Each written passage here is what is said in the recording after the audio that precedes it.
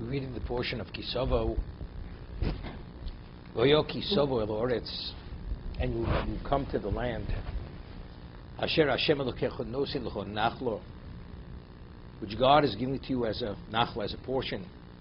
The Rishto, you will conquer it, the Yoshavtabo, and you will settle in it. The Torah tells us that in terms of the obligation of tithing the dough, the bread, which is the mitzvah of challah, this is immediately upon entry into the land. Ki savo oretz, when you come to the land, you will tithe the bread. When you come to the land, immediately the grain has to be tithed, you give it to the Kohen. It's immediate. But yet, when it comes to Bikurim, the bringing of the new fruits, when did this obligation come upon them? You must conquer the land and you settle in the land, which was only after the 15th year. There were 7 years of conquest, 7 years of dividing the land. And Rashi makes this a point. The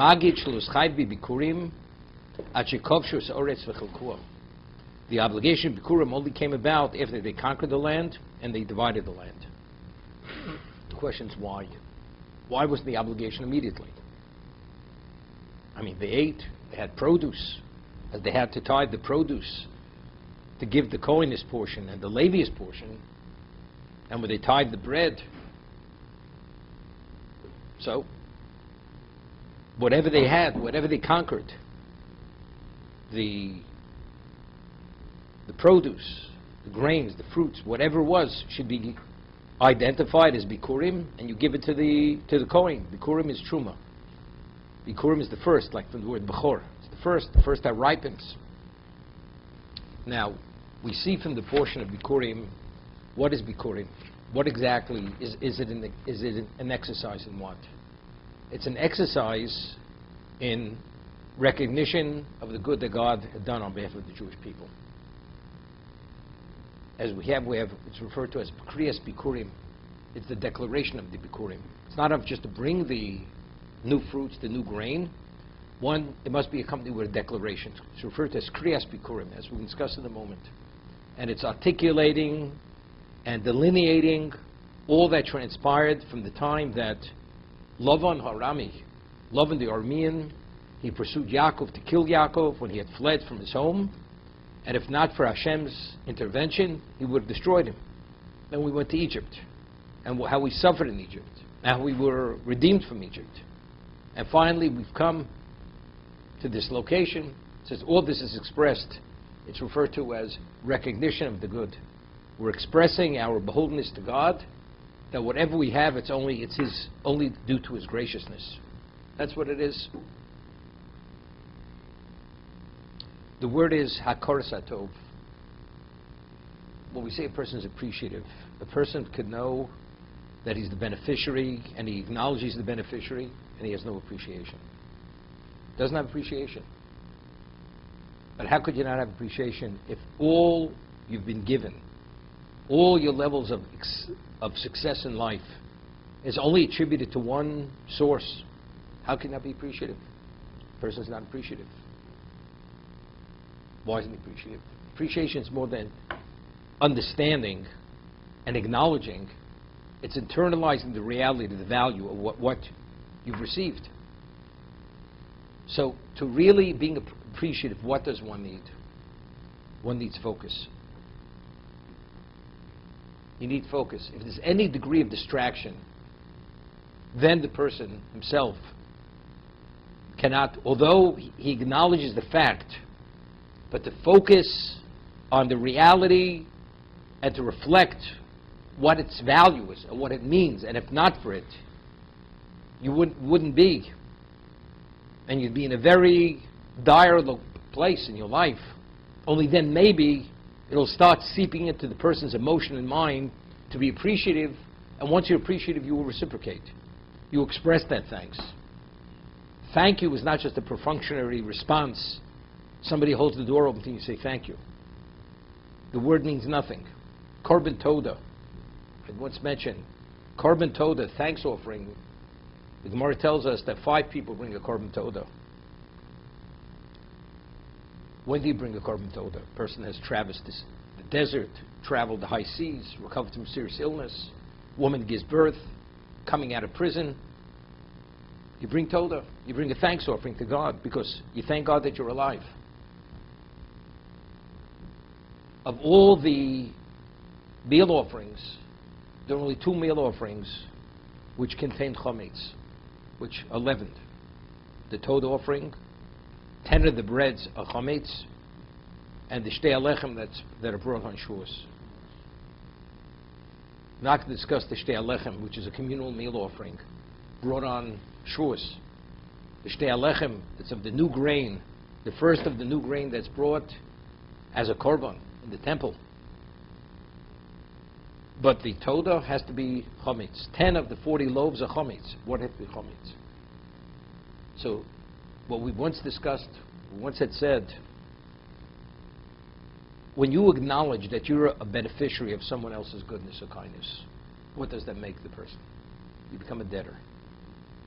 You're indebted. Shlomo tells us in Mishlei, Eved lo v'lishmal beh, that when a person borrows, you're an Eved. You're like a slave to the lender. Because of what he's done to you, you're bound to him. There's a debt. That debt, you're a debtor, you're Eved lo v'lishmal beh. You're enslaved, you're dedicated to him, and you're bound to him. Acknowledging to anyone that you're the recipient of his kindness, and he did for you because it's you, and you're the recipient and the beneficiary, you're beholden to that person. Nobody wants to be beholden. A human being naturally wants to be free.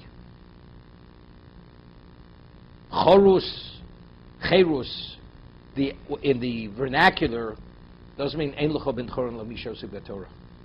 Doesn't mean what Chazal tell us in regard to the luchos. Choras al luchos, the only true free man is the one who engages in Torah study. Free means free to do what you want. Nobody tells me what to do. I'm a free agent. If you're beholden, you're not free. I'm indebted. I'm a debtor. Therefore, to acknowledge that someone else is your benefactor, it's one of the most difficult things. Therefore, everybody has his way of seeing why the person did it. It was his own self-interest. He wants to call favors from me, so therefore, I owe him nothing. So everybody keeps trying to evade or blunting or blurring or limiting the value of whatever was done to you. Because by limiting it, you become less of a debtor. That's the reason. Naturally, people are not Makar Tova. People are not appreciated for that reason. That's even when you're aware of what was given to you. Where the distraction is not serious. There it's almost subconscious evasion. You evade the reality, understanding what that reality will bring about in terms of the debt. So a person is truly distracted, that you can't focus on what's happening because you're in a state of war, conquest, dividing. There's no question that it's almost impossible to be appreciative. And this is an obligation. Bikurim is an obligation. God demands that you must acknowledge that I'm your benefactor. So to put us in a position we must acknowledge it, God will not give us this overwhelming, difficult task that in a state of war, in a state of flux, we have to have that level of clarity to appreciate that we are beneficiaries of his kindness. Therefore, it's only after Kibbush v'chiluk, only after conquest and dividing, only then does the obligation come about. Therefore, it's only after Virishta v'Shavtaba. But it's interesting. The Mesilas Yesharim writes, the Ramchal writes, that, there's a discussion in Eruvin. There was an argument for 2.5 years between Beis Shammai and Beis Hillel, the house of Shammai and Hillel. Noach lodem shenivro, and Noach lodem shelo nivro. Would have been best man to be created, not to be created. So, they debated this issue for 2.5 years. One of the only philosophical issues debated in Shas, in the Talmud. And after debating it for 2.5 years, the consensus was Noach lodem shelo nivro. It would be best not to be. Why? Because if you evaluate and sum up a person's life, most people fail. So if most people fail, Noach lodem shelo nivro, would have been best man not to be created. But now that we're created, what do? We still have to contend with the reality. We have to make the best of it. How do you make the best of it? We talk about introspection. Yimashmish b'masov. Yimashmish b'masov. You have to, before you act, you have to make evaluations. You have to weigh things. Is it correct? Is it not correct? Was it right enough? Was it wrong? And only then is there a chance that at the end of life, you'll come out on top. You'll succeed. But naturally, if you follow the natural line, the stream, nochalim shelo nivra. So the question is, why is it so difficult? A person understands what his responsibility is. I mean, we can't take control of our lives. Why is it so difficult to take control of our lives, to do the right thing? So the Mesilas Yesharim writes, he doesn't mention the Gemara in this context. He says, we find by Paro that the Jews, after Moshe Rabbeinu had come and presented himself as the Redeemer, there was a stop shortage. They stopped working. Work stoppage. What do? Jews not working. So Paro gives out the order that the Jews until now, they produce so many bricks per day. Until now, the government supplied the straw, which was a significant ingredient in brick making. We no longer supply the straw. They have to gather their own straw, and we demand the same quota. And if not, they're going to be beaten if they don't meet the quota. So the Jews came to complain. You're going to destroy us. How? It was difficult enough to meet the quota when you supplied the straw. Now that you're not supplying the straw, how are we going to make it? He says, Nirpim atem. Nirpim, you're lazy. And because you're lazy, you have time to think. And because you have time to think, therefore, that's why you're coming up with all these issues that you want to leave, you want to rebel. What I'm going to do is you're going to be so preoccupied with your own survival, you're not going to have time to think. You're not going to have that extra time because you can be preoccupied meeting that quota, which is almost impossible. You're not going to have a moment's peace. And because I'm going to not allow you to have a moment's peace, I will quell the rebellion. There will no longer be a basis for all these complaints. This is what Paro had said. So Mesilas Yesharim writes, that's exactly the machinations, the tactic of the evil inclination. If a person would be sedate and be able to take 3 steps back, and before he acts, he would make an evaluation. Is it right or is it wrong? Is it in my best interest or is it detrimental to me? And to what degree is it lethal to me? What are the consequences? What are the ramifications? The person will never sin. But the evil inclination doesn't allow the person to stop to think. He doesn't allow the person to focus. The mind is so preoccupied with so many things simultaneously. Therefore, of course, we know what we're doing. But do we really stop to internalize the ramifications of what's about going to happen? The answer is no. He doesn't allow us. He has us, and therefore, this he doesn't say, but the Chofetz Chaim says it elsewhere. We pray, Hoseh Sotnu Foneinu Machareinu. Remove the Satan from before us and behind us. He's pulling us and he's pushing us. Continuous, 24 hours a day. What are we doing? Where are we going? What's next? You haven't even reflected on what just happened. What do you mean, what's next?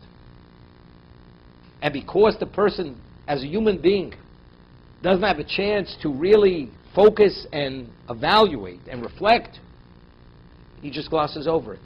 And it doesn't affect him. We don't even realize to what degree it's impacted negatively on our lives and where that takes us. And before you turn around, you're addicted. And you have cravings to do more wrong. This is Aveira Gores Aveira. One sin brings to another sin. Because you've created a certain impure force which overtakes your life, which draws you to another level of sin. So why does a person sin? Because you don't focus. Why don't you focus? Because he doesn't let you focus. HaKoras HaTov, to be able to be appreciative, you have to all have the ultimate level of focus. If you have distraction, whether it's war, conquest, whether it's dividing the land, I'm in a state of flux. Where is my position? I'm a man without a country. I don't know what my portion is. And there's also, you're always worried. The greatest fear is the fear of the unknown. Where am I going to end up? Total distracted. You cannot be appreciative. And therefore, because appreciation to HaKadosh Baruch Hu is so vital, because if you feel beholden, that overrides everything. You know, people, they pride themselves that they're ethical and moral. I'm a man of integrity. A person does me a favor, I will reciprocate. Is there anyone who's given a person in his life what God has given a person? The Chovos HaLevavos, duties of the heart, rights, and he goes to literally dissects every function of the human being. The mind, the intellect, the power of processing, retention. You couldn't, if you would forget from moment to moment, you understand, you're a vegetable. Because you have to have a certain degree of knowledge. So if you don't have memory, you can't put one letter to the next letter, one thought to the next thought. So the mind, just to process, what do you need? The body to function, what do you need? The body to process food, what do you need? Every function. So to what degree does a person have to be indebted to God? And nobody will deny it. Anybody who believes in God, we won't deny it. But still, we do what we want. Why? Because we're all tainted. And this, he alludes to it later, the Orach Chaim HaKodesh. The original sin of the Eitz HaDaas, when Adam Rishon ingested the fruit that was Tov Ra, we took that evil, lethal, evil substance within ourselves. What did it do to us? Totally brought about, it actually dulled our senses. Because he dwells within us. The evil inclination is intermingled, interwoven, intermeshed in every aspect and every fiber of our emotion and mind. The Gemara tells us in Sukkah that initially comes as Noreach. He's a guest. Knocks on your door, he's a guest. Before you turn around, he's sitting at the head of the table. Before you turn around, you're shining his shoes. The Yetzer Hara, the evil inclination, he's taken over your life. That's the way it is. If you let him in, it's over. You have to always be in an intolerant state. The Rabbeinu Yonah, Pirkei Avos, when the Mishnah Pirkei Avos speaks about Avram Avinu, he was nefesh shvelo. He had a low nefesh. What's nefesh shvelo? Ruach nemuchas. He explains nefesh. And Bilam was nefesh rechova, broad. So he says nefesh. What nefesh is the life source of a person. An animal has a nefesh. We have a neshama. We have a nefesh. Nefesh is a certain capacity which gives us life. The nefesh is why we desire things. Our whole drive emanates from the nefesh. Like, why is a lion and functions like a lion? Because it has the nefesh of a lion. The nefesh, the life source of a lion, is not the life source of an eagle or of a sheep. It's a different nefesh. That's if one is docile and the other one is ferocious. One is all empowered, king of the jungle. That's the lion. It's the king. It's the melech. Melech Shabachayos is the king. The sheep is not that. It has different nefesh. They see rights. The nefesh nemucha means Avram Avinu, his nefesh, he had no needs. He had no interest in material. He had a pure nefesh. It was nemucha. It was low. Shvelo. It was low. And because it was low, he didn't crave for all this impurity of existence. And he came upon truth more easily. Because he had this nefesh shvelo. Bilam nefesh rechova. As much as he had, he craved more. Therefore he was involved in bestiality. Therefore he was self-centered and pompous. And he had megalomania. Because of whatever, as much as he had, he never had enough. For that reason. As he says, even if you give a bias molek kesef zov, he's already talking, he deserves more than Bolak, who's a king, deserves. Although he's a commoner. He's not a king. But that's what he craved, that's what he desired.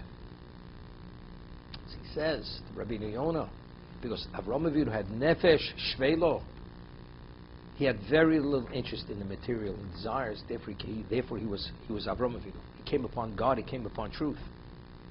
What distracts us? What's the distraction in life? what draws us, what pulls us, what we crave for. Those cravings are Yetzirah. That's evil inclination. We crave continuously. You know, it's interesting. Today we live in a society. At one time, the whole concept of fashion didn't exist by men. There was no such thing as men's fashion. Not that many years ago. 50 years ago. There was no men's fashion. As it is today. There was women's fashion. The man, unless he was maybe worked in an office, but a regular laborer, wore work clothing. There was no fashion. Maybe he changed his clothing once every 3 weeks. He'd wear the same work outfit. It wasn't even laundered. It wasn't even washed. Today we use the word laundered. It wasn't even washed. That's the way it was. And he'd go to work with his whatever the way he went, and that's what it was. And that's what they spoke about, the work ethic. He was focused, involved, proud of his handiwork, his accomplishment. Today, every aspect of life is touched by something which is a distraction. Fashion, media, food, restaurants. Who ever heard of restaurants at one time? At one time, if a Jew drank wine, he made kiddush, he had kiddush wine. A Jew didn't drink wine at every meal. There's no such thing. It didn't exist. Today, everybody's distracted. What kind of wine do you drink? They have endless kosher wines, and the quality of the wine. And the wine makes the man, because if you're a connoisseur, it tells you you're someone like an advanced human being. And you've read about it. How to drink it, how to buy it, how to store it. It's a whole industry. But you know, this is the Yetzirah. The cell phone. At one time, when did you speak? You had to go to a landline. Regular phone. Otherwise, you didn't speak on the phone. Today, you're able to speak Lashon Hara 24 hours a day, except for Shabbos, because if you're an observant Jew, you don't speak on the phone. Without unceasingly. He has us coming and going. Distraction. Without a stop. So, that's why the generation looks the way it looks, because there's no focus. He doesn't let you live. This is Paro on an exaggerated level beyond.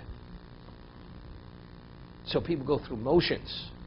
But in terms of internalizing it, that it takes root and it blossoms and grows, and there's an energy to grow and advance yourself, where do we see it? You don't see it. You don't find it. Therefore, this is the only obligation of Hakaras HaTov. Bringing of the new fruits, God says, although it's considered admirable when you're appreciative, when you're beholden, because that is the basis for spiritual growth, but in regard to this, you're obligated. The new fruits, the new grain of your portion, you must bring those new fruits to the Temple Mount, and you must prostrate yourself, and you must declare your beholdenness to me. Because without this, man doesn't have a chance. The Jew has no chance. And what's the whole idea? You must prostrate yourself. What's prostration? Prostration is total negation. Full prostration. I'm no more than the dust of the earth. To that degree. And only then, when you go through the physical act of negation, only then maybe, it's going to resonate and you're going to have a capacity to appreciate what you're a recipient of. Maybe then we'll talk about being beholden.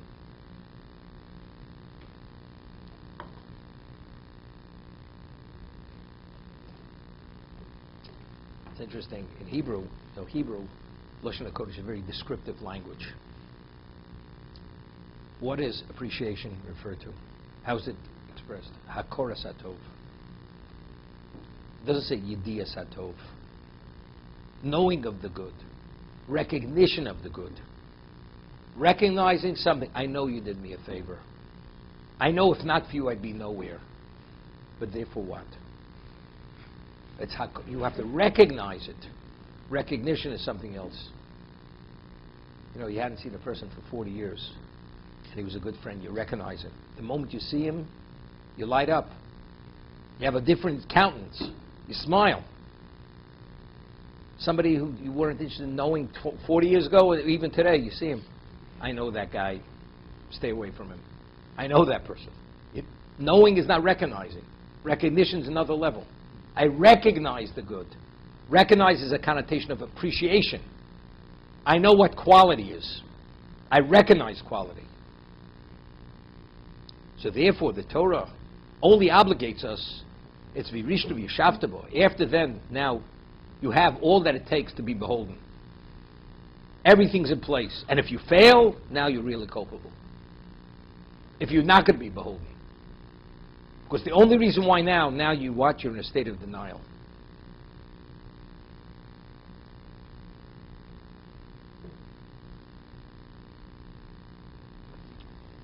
There's a midrash.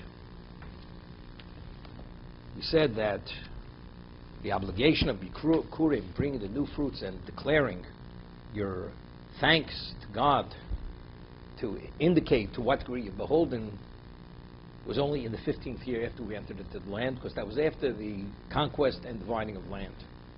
So the Midrash says, quotes a pasuk, Kayom hazeh Hashem Elokecha mitzavcho lasos. Today God commands you to do.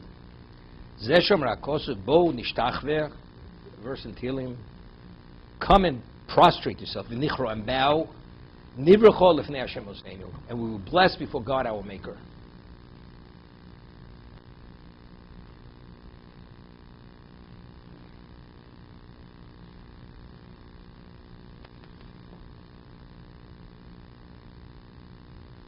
Just thinking, just to continue, Gemara says in Sanhedrin that when Moshe Rabbeinu had shared all that had taken place with Paro in Egypt regarding the redemption, he shared it with Yisro. Yisro said, Baruch Hashem, blessed is God, Asher Hitzel Eschem mi'ad Paro mi'ad Mitzrayim, that he saved you from the hand of Paro and the hand of Egypt. So the Gemara says, Rav Papayis says, he's the Amora in the Gemara, is Ganai LeMoshe Uleshishim Ribo. It's a blotch on the record of Moshe and the 600,000 Jews who left Egypt. They did not say Baruch. They never said Baruch Hashem Asher Hitzil. Yisro said Baruch, they did not say Baruch. Therefore it's Ganai. It's something which is negative. It's a negative claim against them. It's something unbecoming.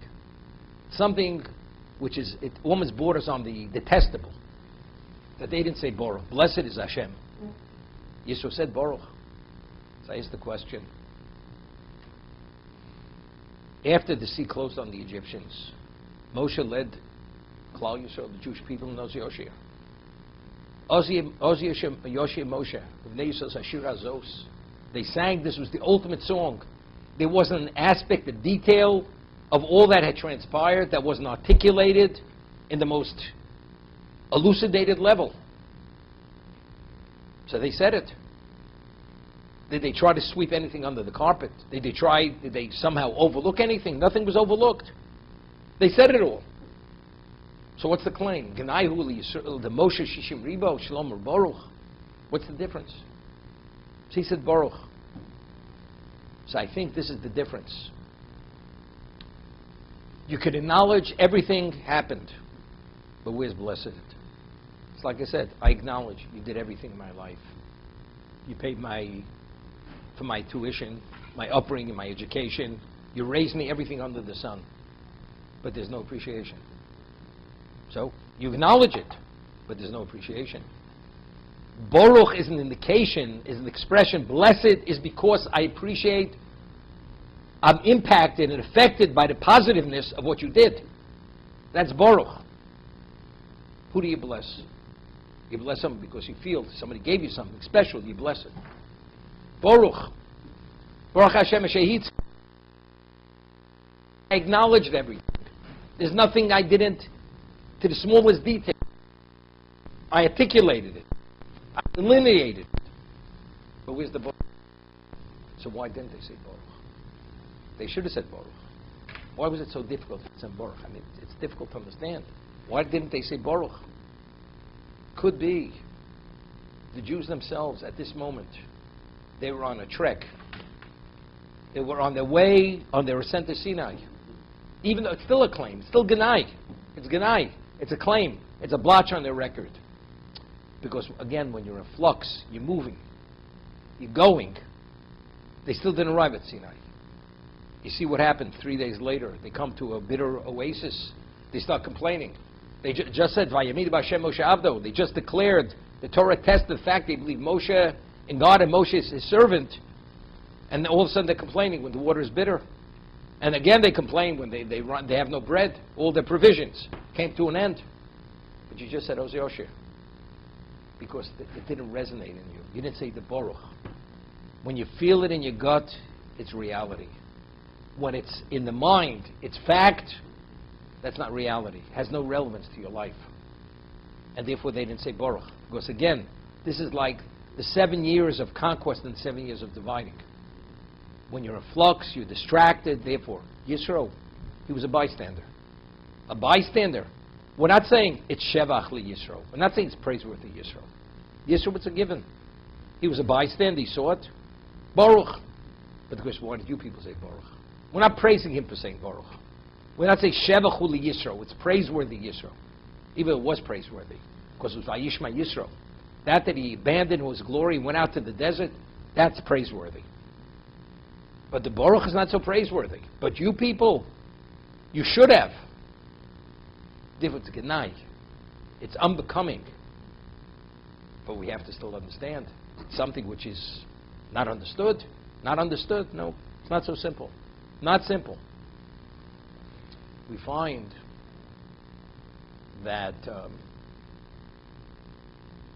during the conquest, based on verses, the Gemara discusses that the Jews did not have to abide by dietary laws.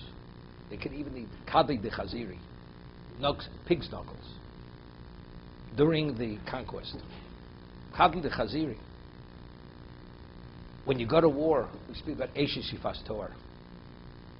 Why? So the Torah says, the Gemara says, because if you're not going to permit it, they're going to violate an edict. So better they should eat Boset Tmuso, something which is not permitted in a permitted context, rather than a forbidden context. Speaking, the man cohabits with a non-Jewish woman on the battlefront before she converts. And who goes to war? We're speaking of special people go to war. But you want to know something? When you're in a state of battle where you're totally disrupted, your whole infrastructure of focus is removed, you're on a slippery slope. That's when you're vulnerable to be affected and undermined at every level. Therefore, the Torah says, better you should eat, be involved in a permitted context rather than forbidden context. Same idea.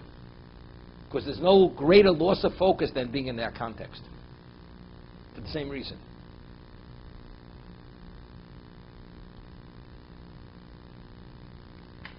It's a famous story. Simcha Zissel Ziv was the greatest of Rabbi Yisrael's three students. Rabbi Yisrael's three students. He was known as the Alter of Kelm. He was the Talmud Torah. Kelm was a small little village in Lithuania where he mentored and developed people, the greatest mentors of people. So he went to visit his son, the yeshiva where his son was studying, wherever it was. He traveled a number of hours to go there. And he goes to the head of the yeshiva, the Rosh Yeshiva, and says to him, could you please show me my son's room? So he takes him to the room where his son is sleeping. Could you show me his bed? He shows him his bed. Could you show me his closet where he keeps his things? Examines the closet, examines the bed. He sees the bed, it's made. He sees the closet is in an orderly fashion. The room is clean. So the Rosh Yeshiva says to the Alter of Kelm, who was considered one of the Torah sages of the generation, leading Torah, said, would you want to meet your son now? He says, not necessary. I'm going back. He says, why? He says, because if everything is in order in his room and it's not in a disarray, I know he's studying. I know he's learning well. Because again, if things are orderly and everything is structured, a person always functions and veers and performs best always in a structure. Because you have everything laid out before you. If things are in a disarray, there's an upheaval, this chaos, then totally you're distracted. That's the ultimate level of distraction. And that's exactly what it's about. You have to have what we call seder, order. You have to have order in your life. If you have order, then you have a chance to have focus and clarity. You have no order, then you've lost it. Then you're a victim. You victimize yourself to be vulnerable to the Yetzer Hara. To be what? To be on that slippery slope. Now, it's a person goes on a slope, and the slope is steep that you have to hold on. There are actually metal anchors in the ground with ropes you have to hold on that you shouldn't slip down the mountain.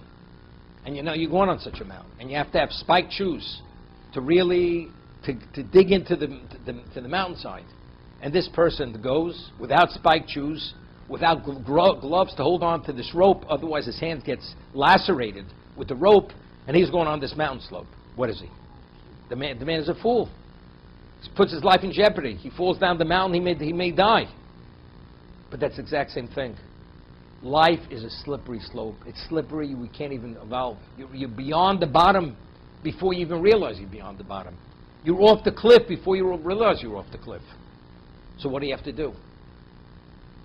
You have to have structure. You have to know what is and what's not. You have to know your vulnerabilities. Rabbeinu Yonah writes in Shari Tshuva that first time a person sins, even if he sins deliberately, the claim is not serious against him. Why? Because the person initially doesn't realize how vulnerable he is to his temptations. But after the person failed the first time, and you realize how vulnerable you are, how did you not take every precaution not to cross that line again?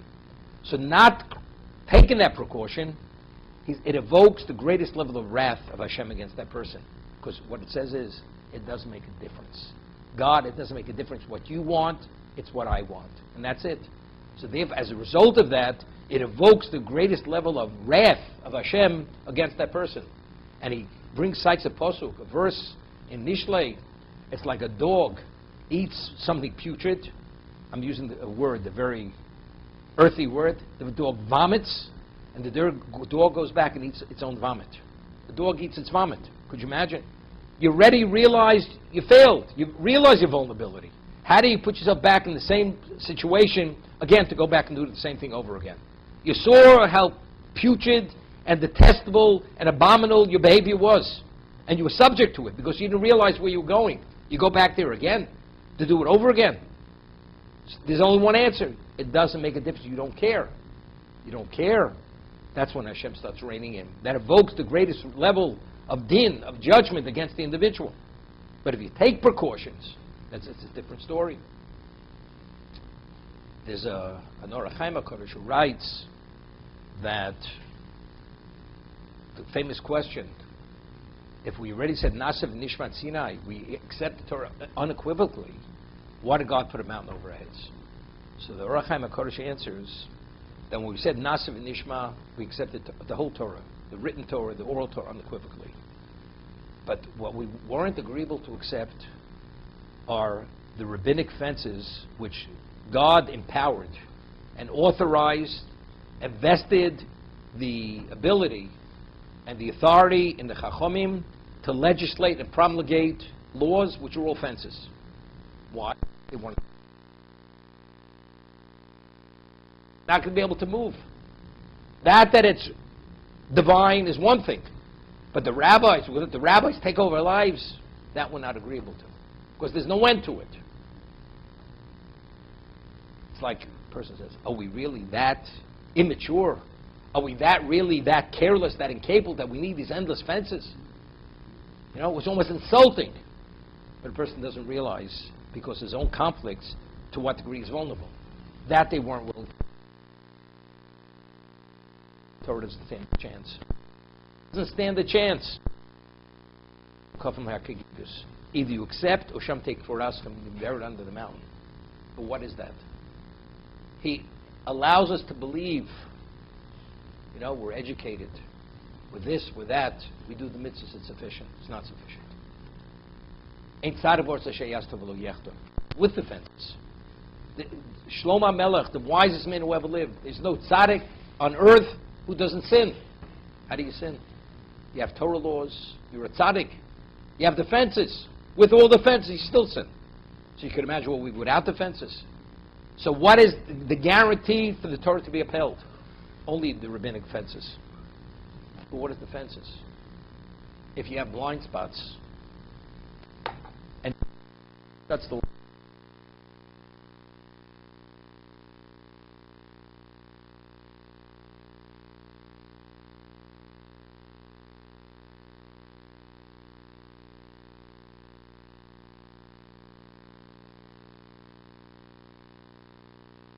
beautiful, beautiful. Explain something with glory. His father, he builds a palace for his son. He furnishes it with the most beautiful, regal furniture, fit for a king. And he has sconces on the walls that just has to be supposed to put. The torches are already there; they just have to be lit, ignited. And he says to the son, "Here's the key to the palace." He opens this big ornate door, goes in, and it's dark.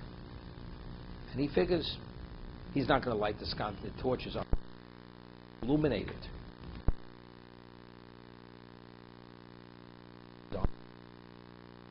Further, he goes unconscious.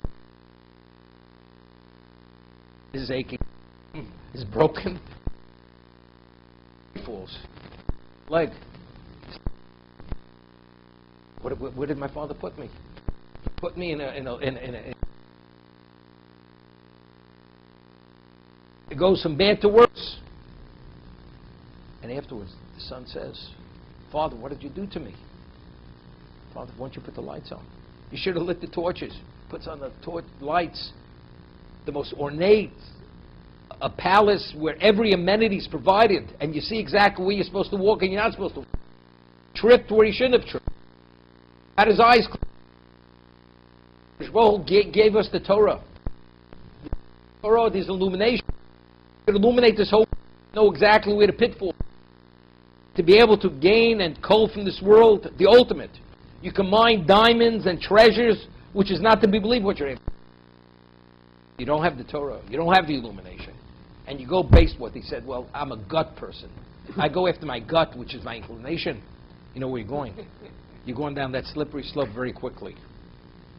A lot quicker than the experts go off the mountain with their skis.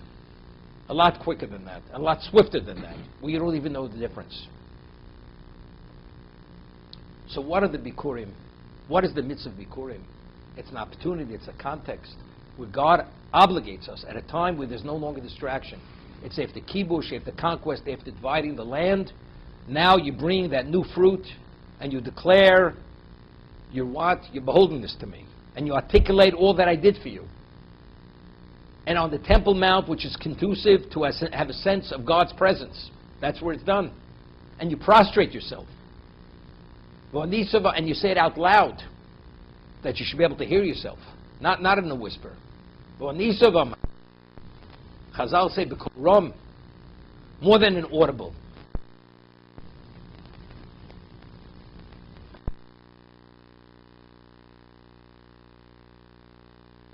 Ourselves and bow. Nivrachol f'nei Hashem Elokeinu, Oseinu.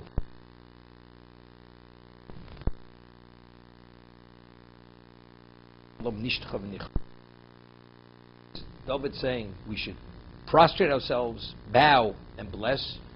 Moshe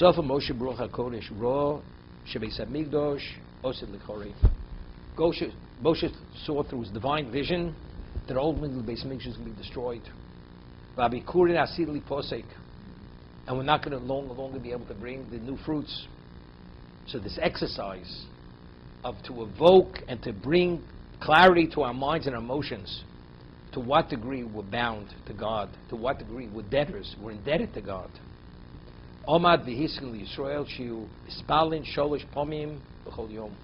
He went and legislated, enacted, promulgated, Jews have to pray three times a day. The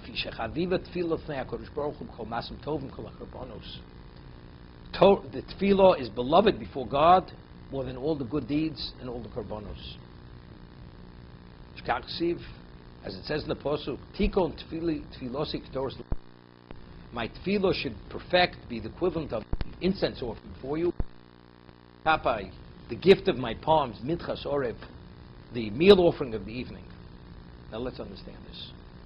I mean, what does one thing have to another? Bikurim, as we said, is an exercise in declaration which evokes appreciation, which gives us a sense that we're beneficiaries of all God's gracious kindness. So what's tefillah? What is it about? Now, there's a famous argument in Rambam and Ramban if tefillah is a Torah obligation or only rabbinic, as an obligation.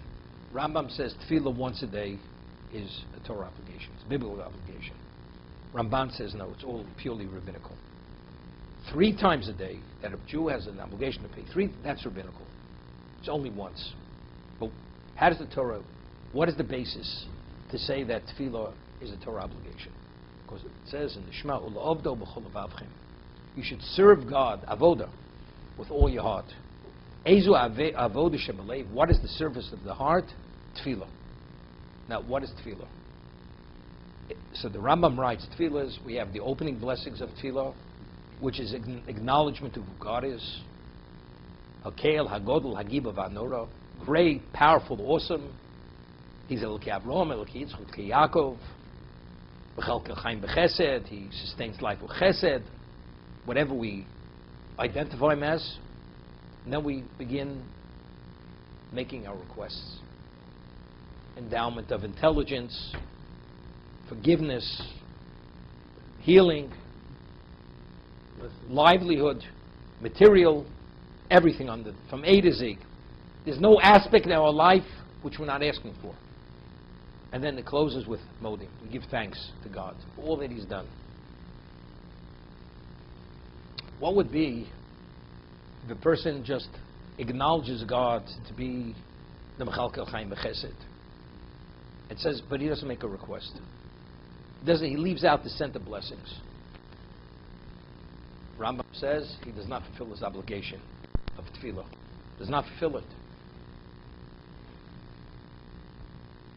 The question is why? I acknowledge who God is.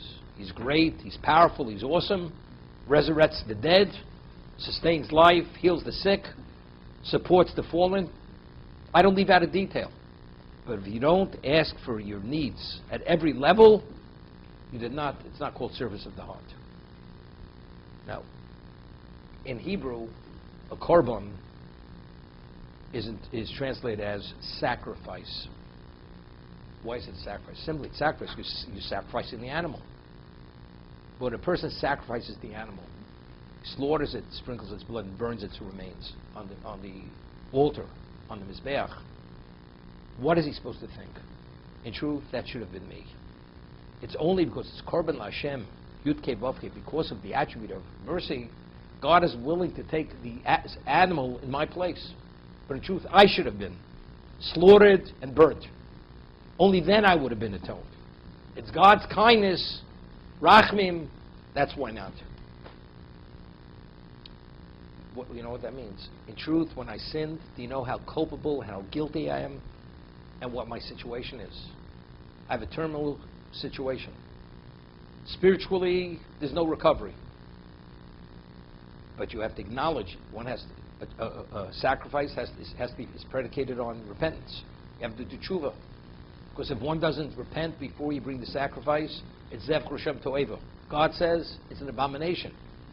I don't need you to bring me animals, kill animals for me. It's only if you acknowledge and appreciate the wrong that you have done. You know what it means to say, I did the wrong to such a degree? It takes a lot. As they say, you really have to be a man. You have to stand up. It's a sacrifice. You're sacrificing the ego. I mean, I'm really that guilty. I'm that culpable. I'm that irresponsible. Yes. Even this is on an inadvertent level. Not even on a deliberate level. That's what you have to say. That's what you have to internalize. So it's avoda shebel. It's an avoda. The korban's a sacrifice. It's a sacrifice for the person. Not only the animal is being sacrificed. What's avoda shebelev? Person is born with an advanced IQ. It's ato chonei lo adam das. You endow man with discretion. You ask God, you say, you give me intelligence, perception, attention. God, I'm God's gift to humanity. I'm beyond Einstein in IQ. I have to pray to God that He should give me intelligence. I have good health. I have to pray to God to heal us, even though we say it in the plural. Help in this. Blessing. I passed gates a long time ago. Well, I don't even know what to do with it. So what is that? When you say that, what are you saying that? It has nothing to do with you. The reason why you are what you are is because God gave it to you. You're a beneficiary. Every aspect of your life is an endowment from God. Sheming God, what am I? I'm nothing. You just have to turn the rudder. That's it. Everything's predestined unless only Rasha Tzaddik Rasha. To what degree you twist, that's up to you. You just turn the knob. But what flows and what direction it flows, that's God. God gives the flow. You know what that means? You have to compromise your ego. Who am I? What am I? Truth is, you're nothing. Moshe says, Nachnu Moch. The greatest Jew ever lived. What am I? Did Moshe Rabbeinu, did he denigrate himself by saying Nachnu Moch? When we say Shmon Esrei, it's a semblance of Nachnu Moch. What are we? It's a sacrifice. If a person goes and he negates himself to a degree and he says the Amida, as he should say the Amida, now when he receives something, we can talk about appreciation. Now you're a true debtor. You're a debtor. I have intelligence. Baruch Hashem. God, I have a gift. God gave me a gift. And I'm appreciative of the gift. God forgave me. I'm appreciative of the forgiveness. God endowed me with wealth. That I put food on my table. I appreciate that. It's not I could and they can't. I'm appreciative that God put the food on my table. It's not because I'm so capable and I can afford to put food on my table and they can't put food on the table. I prefer to be a giver rather than a taker. You're a taker. You're a taker because God gave. That's why you're a taker. Now we could talk about Hakaras HaTov. So Tefillah, because he saw ultimately the Beis HaMikdash is going to be destroyed, and the context of that opportunity of declaring your beholdingness, sensing the Kedusha of the Beis HaMikdash, prostrating yourself, negating yourself, V'nisava Marta, declaring out loud, all that I have, it's your endowment, and I am only because what you've made me, what you've given me, that's gone. Because only the bias is going to be destroyed, the Beis HaMikdash. Therefore, Omad Moshe v'tiken shalosh tfilos, 3 prayers a day. Even if one's a doraisa, according to Rambam. You have to repeat it. Night, when you wake up in the morning and the afternoon. Never to forget, because we all have short memories. It's continuously reiterated. It's taking that nail and keep hammering it. That's what it is. You always have to be refocused. Because otherwise we have the paro problem. The Yetzer Hara nirpim. We have the smallest amount of time. We start thinking about other things. We're distracted. Yetzer Hara takes away that extra time. Takes it away. We want to have the time to focus. What gives us the time to take the 3 steps back? Rasi Yetzer Hara Torah Tavlin. Torah Or. That's the illumination. It gives us a degree of tranquility and serenity that now we're overwhelmed and we're trying to catch our breath.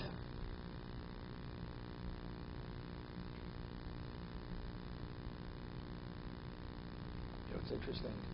They just had this bombing in Chelsea. People running for their lives. When a person runs for his life, could you focus on anything? You don't even notice what's around you. Yetzer Hara has us running for our lives continuously, to that degree. Even more so. That's the analogy. When you see the pictures of 9/11, the way they ran, when you had that smoke billowing, when it was collapsing, these people, all they thought about at that moment is, we have to be out of here if we're going to live. Okay?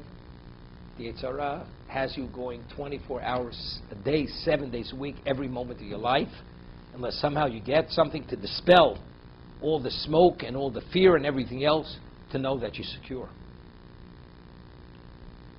That's the Torah order. Ner Mitzvah Torah order. That's the structure. That structures the Jew. That harnesses him. And if you're harnessed, and you could now look out and see, then you're able to function as we should.